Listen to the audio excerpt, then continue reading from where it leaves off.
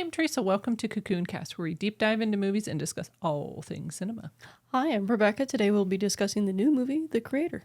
Rebecca, let's get started. While reeling from the past failure of an undercover mission that claimed his wife and an unborn child, Joshua must face an equally uncertain future with Alfie, a robot whose existence may upend the last of the human rebellion against AI. Together, the two of them start to unravel what they thought they knew and start to learn the truth behind the conflict that is consuming their world. Rebecca, we chose The Creator. Tell us a little bit about why you wanted to choose this movie. I pitched this movie to our Cocoon Cast team for this week because I really love Gareth Edwards' work in bringing people closer to concepts that may normally feel a little bit more abstract. He did a really good job in this in the 2014 Godzilla adaptation. Mm-hmm. He also has that kind of grounded sci-fi feel I like in also directors like Neil Blomkamp, who we've also seen recently. Right, and for cinema community, probably already know Gareth Edwards is the guy. The director. And you didn't mention Rogue One, and that's a movie that I've warmed up to, desensitized to over the years. And he also directed that. I think that is our most watched Star Wars film in our house. I think that's true. Well, I don't know. Your house too? It's a small house. You've carried the tradition to your house too. Well, and I know for me, the acting and the actor, I was excited because it's John David Washington. That's correct. And I know you really liked him in Tenet, and I was really surprised to see how much you just kind of latched onto him. I like him as an actor. I like him. And so for me, I was excited about that. The trailers compelled me to go see it. It looked like a beautiful movie. It looked like an interesting movie. And I'm not typically sci-fi kind of material. I was really surprised because the way they cut the trailers kind of felt like Alita, and oh yeah. You I remember this. Really don't kind of like that film. I kind of don't like that film. I don't dislike it, but I don't gravitate toward the sci-fi. And for me personally, it was like, eh. But I think the acting alone, I was expecting great things. Right? High expectations from you. And sometimes that's the case, and sometimes that's who's in the movie, sometimes that's who's directing the movie, who's writing the movie, but sometimes, honestly, the trailers, I know, I'm that person like, ooh, I want to go see that with the trailer. That's probably what they're hoping I'm going to say. But to me, it had an interesting feel, and it didn't feel, this is going to sound really crazy, especially for our cinema community that's seen it, perhaps, it felt less sci-fi-ish. It felt more relational. It felt less relational. Like, ooh, futuristic thingy. Well, and some of the futuristic things, they lose me just because they're so out there and you have to use a lot of imagination, which I'm open to. But when people die and come back and they're here and they're there, it honestly becomes confusing to me and overwhelming. And if I'm trying to remember where you last were and who you last were in your last life, then I have a hard time taking it seriously. Or I'd getting love into it. To see your perspective on Cloud Atlas for this very reason. My. The movie I've never even heard of that will somehow show up on Cocoon Cast. I'm going to propose that for a retro rewind at some point. Okay. Well, you were happy with your choice, correct? I was very happy with my choice. In fact, I was really pleasantly surprised to see Gemma Chan in this movie. Oh, yeah. Crazy Rich Asians. The other ironic part is the first time I was exposed to Gemma's work as an actress was a show called Humans that premiered on AMC here in the States. Okay. And she played a robot that was slowly becoming aware of her programming. Oh, interesting. So there is, okay, because I'm thinking Crazy Rich Asian. What does that have to do with being robots? But so she has some robot experience on her resume is what you're saying. You could say that, yeah. Okay, and she, no spoilers, but she definitely has a robot feel raised by the robots. She had talked about that. You said no spoilers. Well, that's not a spoiler. That's a given. There's robots. She was raised by robots. Yeah, I really liked John David Washington's work. I really liked it, especially after seeing him in the Spike Lee film that will not be named. Oh, yeah. I really enjoyed him in that, and it's really nice to see him grow as an actor to bring the audience along with concepts that they might otherwise be terrified is an emotional concept. Well, and he feels like his dad, right? Denzel Washington, we reviewed his movie a few weeks ago. Very different feel. But he, in of himself, it's not even his pedigree that he comes in with and we go, wow, he's pretty good. He has a really even tone. I had read some interviews when he was in Tenet and what Christopher Nolan was saying about him, and just high praise. He's like, he's such a professional. He works really hard. He's a really good guy. And I'm like, when he's on the screen, I want to watch more. And we did see the Spike Lee movie, and that was my understanding. That was sort of his break into movies at that point. But yeah, no. And I think he played really great as, Joshua, conflicted, but very, again, connected. And the young actress that no one had ever heard of prior to this movie, which kind of made me laugh. It was like, who is this person? We watch another film critic sometimes, and he had mentioned that he had never even heard of her, and he's like, I can't find anything on this person. No kidding. And that was the reason for watching him, because it was maybe he had heard something, because we weren't finding anything. Madeline really captured my attention, and I'm just going to say it again for the third time this year.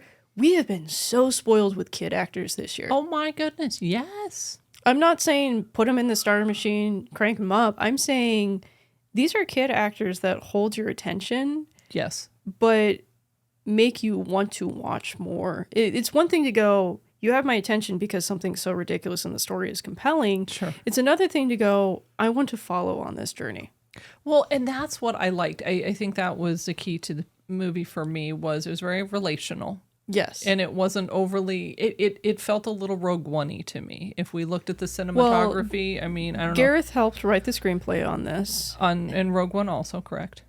Yes, he added some stuff. But Chris Weitz is also one of the key co-writers along with Tony Gilroy. Okay, so it had that feel to it. And I don't want to say it was Rogue One 2.0 or, Rogue One with more AI. It didn't feel that way, but it had that similar tone, and the cinematography was incredible. I mean, in seeing it, we saw it on IMAX at a early premiere screening, and it was beautiful. Full disclosure, they did give us a poster. Oh, right. That's right, because it was early screening. And I think opening weekend, they're offering those at the local AMC that we attend often. I wouldn't be surprised if that's the case. But Yeah. I know for a lot of early access screenings, they do give away special things like this. Well, I was just impressed by the cinematography because they're literally using a $4,000 camera. For those of you who don't study film budgets, that is astronomically cheap. Yes. It's a Sony FX3 camera. Gareth confirmed this on Collider's Directors on Directors panel at Comic-Con this year. Right. And I'm just impressed with just the quality. Well, and you were saying that it felt like one of the early cameras that you... Yes, this is received growing comparable up. in size to like just a handheld digital camera that I had growing up. Right, like a little SLR or something. Yeah, no. And I was reading an interview with him, and he was saying that was very intentional because he wanted to kind of have like a Ben-Hur feel to it. And I just kind of laughed because, I think Ben-Hur was like, 59 with Yul Brynner or not Yul Brynner. What am I thinking? Charlton Heston. Yeah. Yeah, I know, right? Wrong genre, yeah, same I era. know, right. Bald guy singing, dancing, no, wrong movie. Sorry. As soon as I said that, I'm visualizing the king, and I'm like, no, wrong one. Sorry, guy. But yeah, and I think to me that was something that really captured my attention. And the score, Hans Zimmer. How do you go wrong with a Hans Zimmer score? I like Zimmer's score because this movie is filmed in a lot of different places. It's filmed in Thailand. I remember you were saying Bangkok. Specifically around that area. I'm really excited because it adds to that cohesiveness. There's scenes where they're set in a monastery. It's very clear, but that was some of the Nepal, and they actually traveled to Nepal for that. And they use cultural elements like the prayer bells in the score. It felt like it contributed to the universality of this. And you were kind of, nudging me a few times with some of the nods, and you were talking about the arms. Yes, so the production design really honed in on the script, and I was really impressed because there's several moments where you have a main character who's missing an arm. Yes, and that's not a spoiler. He's in the military, and that was a casualty. You have a character who's missing an arm, but then you have the production design with broken statues specifically focused in the arm space that he's in, almost kind of giving you as an audience almost a clue of what they want that character to do or how they want to parallel it. Well, and I like the fact that it didn't feel insulting, like in case you missed it, It's very Joshua fuzzily does focused. not have, so no. if you pay attention, you will find it, but you don't have to look for it. Well, and like you said, the prayer bells, and it was interesting to see AI integrated into Nepal culture. Yes, Nepalese culture, I think, is really Yeah. fascinating. If you know some of the more intricate details in Nepalese culture, there's a lot of also parallels too. So I think this movie can hit a pretty nice audience that it's a lot smarter than it looks in the trailer. I was going to say, I would say please include that because I remember you had said that you felt that as well. And the languages, right? There was some Vietnamese language, Cantonese, and so it felt very multicultural. But it didn't feel heavy-handed, and it didn't feel, like I said, it didn't feel insulting. It wasn't like, hey, if you missed this, or it wasn't so, pay attention. You know, the neon didn't, which I It didn't appreciate. feel like felt it subtle. was trying to be inclusive at the point of checking a box. That's for a me. That good- was that's the a thing good that I way was to really say impressed that. with. Well, and the other part too that I thought was pretty fascinating was the budget. The budget was 80 million, and I had read an interview with Edwards, right, the director, and he had said it felt closer to a $300 million movie than an $80 million movie, and I would agree with that. I thought the AI was very seamless. The story was good. The places where they traveled were just phenomenal. Yeah, I like the fact that they used a large amount of practical effects on this movie. I would agree with that. Do we have any questions from the box? For a film that included a lot of robots, did they feel like just a gimmick to try to tell the story, or did they feel like real characters in their own right? I'm always worried whenever I watch movies with robots because it feels like some authors use them as an excuse to tell a story that they want to tell. And I see this in movies that really want to build layers to their characters, that they take the time to create a character, but also expand on them emotionally. I think this movie did a decent job at that. I would agree with that. They felt like another race culture, and they had a huge part of the story. However, they didn't, in my mind, take over the story, the human story, but they added to that. And it didn't feel like a gimmick, like you had said earlier. It didn't feel like, somebody's over there checking a box, like, oh, okay, we're doing a sci-fi. AI, got to get them in.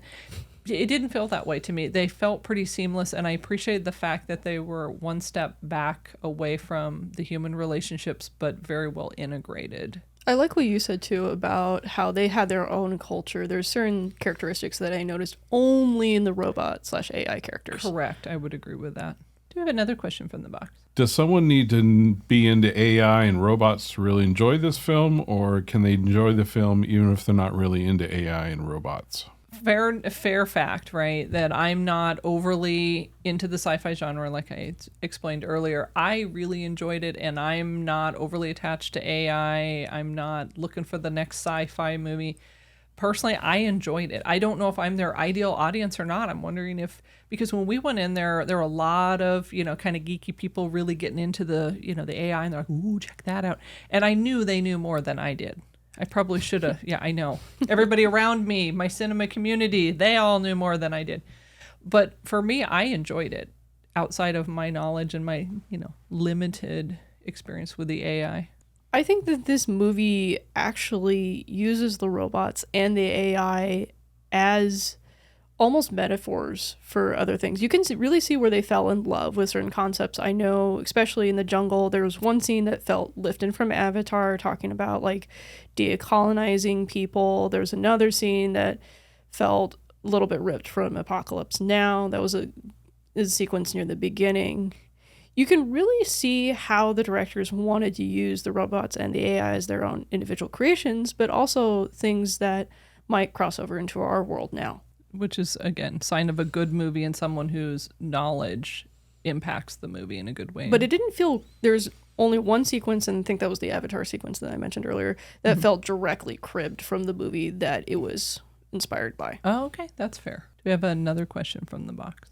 One of our team members suggested that it felt like there was a lot crammed in this film, and it could have easily been broken into 3 different sections, and each section could have been a film by itself and really fleshed out the concepts as opposed to being rushed through the 3 arcs of the film. Do you agree? Or do you think it was done well and everything fit in well and it's a good runtime? I understand why that team member thought that, and I would be tempted as somebody telling a story to kind of stretch it out more. There's definitely more room for detail, but I enjoyed it as it was. I enjoyed it as it was as well. However, the slow burn is the story. And to me, that's the testimony of a good movie, that you want to see more, not hurry up and get it over with.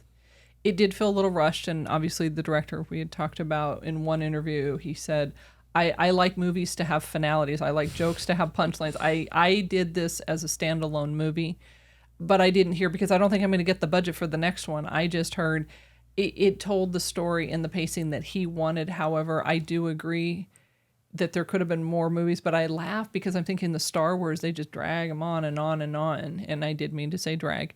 But it is a saga. But it's a saga, and I think this could have been a saga, and I actually was refreshed that it's not, oh no, another one, oh, the sequel. It's just like, if I want to see more, great, he'll make another one, and maybe then he'll break it down versus doing that in the beginning. Rebecca, it is that time of the show. I have 5 moths, and they're all looking at you saying, on a scale of 1 to 5 moths, what would you rate The Creator? This is a 3 moth movie. Okay. It's better than the average sci-fi movie, but it's not great. Ah, okay. And number 1 reason for a 3 moth rating?